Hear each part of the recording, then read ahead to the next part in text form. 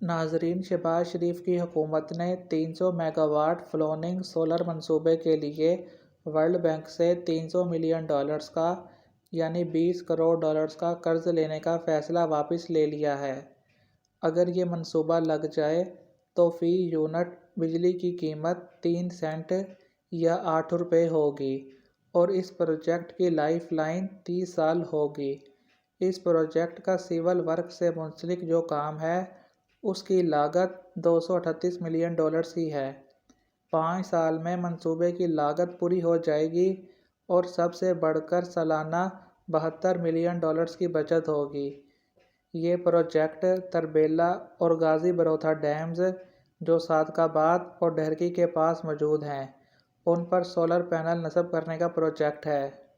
یہ solar project لگنا چاہیے تھا اور لگنا چاہیے، لیکن تھرمل فیول امپورٹرز نے یعنی جو لوگ بیرون ملک سے تیل منگوا کر بجلی پیدا کرتے ہیں ان مالکان نے، ان پاور پلانٹس نے، ان کے مفادات کے لیے کام کرنے والے لوگوں نے اپنا اثر و رسوخ استعمال کر کر یہ منصوبہ کینسل کروا دیا ہے۔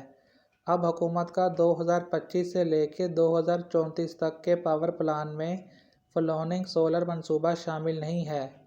اس پروجیکٹ کی خاص بات یہ تھی کہ ماحولیاتی فوائد کے ساتھ ساتھ منصوبے کی شرح منافع 51% تک ہے اور یہ سولر منصوبہ بجلی کے موجودہ 86 تھرمل پلانٹ سے سستا بھی ہے۔